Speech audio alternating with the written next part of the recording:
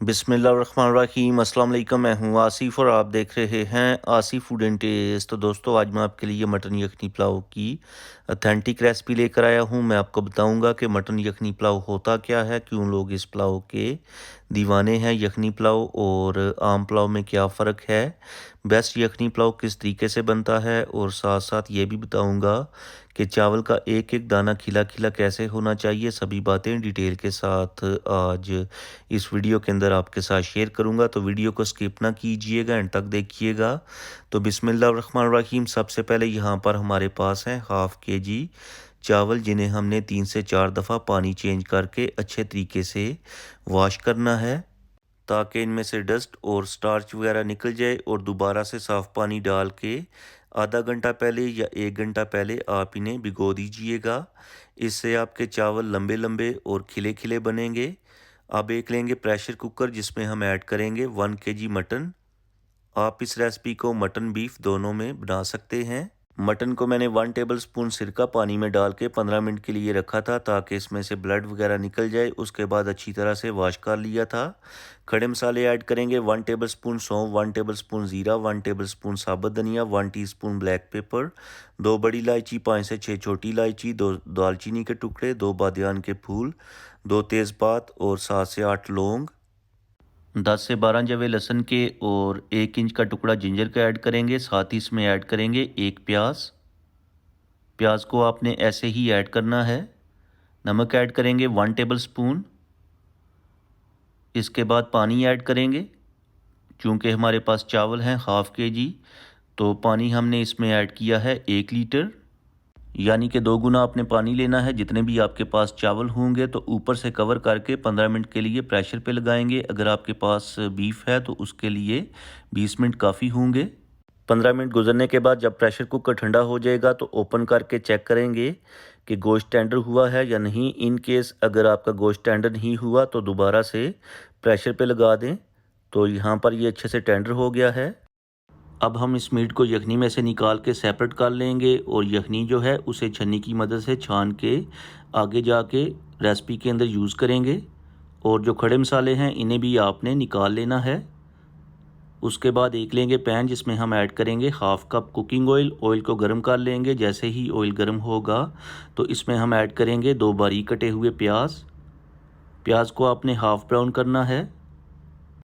तो यहाँ पर प्याज हाफ़ ब्राउन हो चुके हैं। अब इसमें जाएगा 1 tablespoon ginger garlic paste. Paste को हम 1 से 1.5 मिनट तक भूनेंगे, इसका कच्चापन दूर करेंगे।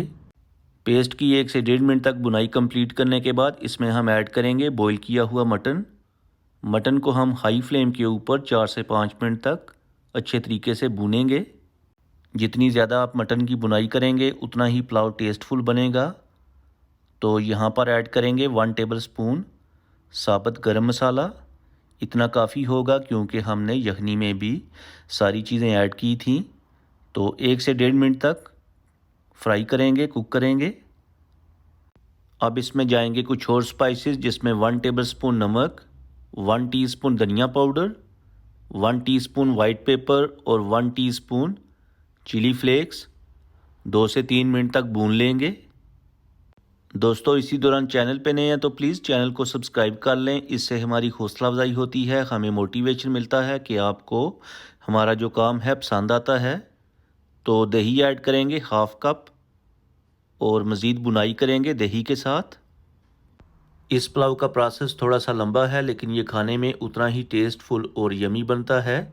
तो दही की आपने अच्छे तरीके से ऑयल सेपरेट होने तक बुनाई करनी है। तो चलें जी, यहाँ पर हमारी बुनाई कंप्लीट हो चुकी है। अब इसमें ऐड करेंगे यखनी। ये वही यखनी है जो हमने निकाल के रखी थी। 1 बाउल हमने चावल लिए थे, जो कि हाफ़ केजी बनते हैं, और 2 बाउल हमने इसमें यखनी ऐड की है। 1 टमाटर ऐड करेंगे, ऑप्शनल है, स्किप करना चाहते हैं स्किप कर सकते हैं। 3 से 4 ग्रीन चिलीज़ ऐड करने के बाद ऊपर से कवर करके बॉईल आने तक वेट करेंगे। और जब पानी में उबाल आ जाएगा, तो इसमें हम चावल ऐड करेंगे।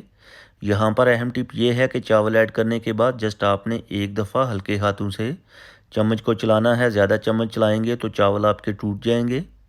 फ्लेम को आपने हाई रखना है, और हाई फ्लेम के ऊपर आपने पानी को अच्छे तरीके से ड्राई करना है। और सेकंड टिप ये है कि ऊपर से कवर नहीं करेंगे, ऐसे ही आपने पानी को ड्राई करना है। कवर करेंगे तो स्टीम से चावल ओवर कुक हो जाएंगे और खिले खिले नहीं बनेंगे। और जैसे ही पानी ड्राई हो जाएगा तो इसके ऊपर फ्राई प्याज, बारीक कटा हुआ हरा धनिया और पुदीना ऐड करने के बाद फॉइल से कवर करेंगे। फॉइल ले लें या कपड़ा ले लें, जो भी चीज़ आपके पास हो उससे आपने कवर करना है। मेन बात यह है कि स्टीम जो है बाहर नहीं आनी चाहिए। तो फ्लेम को ज़ीरो करके ऊपर से कवर करेंगे 15 मिनट के लिए। तो दोस्तों यहाँ पर 15 मिनट गुजर चुके हैं। अब आपने चावलों को चम्मच से एक साइड से उठाना है, बिल्कुल हल्के हाथों से। माशाल्लाह ज़बरदस्त किस्म की खुशबू आ रही है और चावल का एक एक दाना मोती की तरह खिला खिला बना है, क्योंकि हमने उन स्टेप्स को फॉलो किया है जिससे हमारे जो चावल हैं खिले खिले और ज़बरदस्त किस्म के बने हैं। ये देख सकते हैं आप, और एक भी दाना चावल का टूटा नहीं है। तो करते हैं डिश आउट और उसके बाद आपको दिखाते हैं फाइनल लुक। आई होप कि आपको आज की रेसिपी पसंद आई होगी। आप इस रेसिपी को ज़रूर ट्राई करें, अपनी फैमिली और फ्रेंड के साथ एंजॉय करें। और अगर आपको आज कुछ भी अच्छा सीखने को मिला है तो वीडियो को लाइक और शेयर कर दें। चैनल पे नए हैं तो प्लीज़ चैनल को सब्सक्राइब कर लें और प्यारा सा खूबसूरत सा कमेंट करके बताएं कि आपको मेरी आज की रेसिपी कैसी लगी है। तो अब मैं आपसे इजाज़त चाहूँगा। अल्लाह हाफिज़।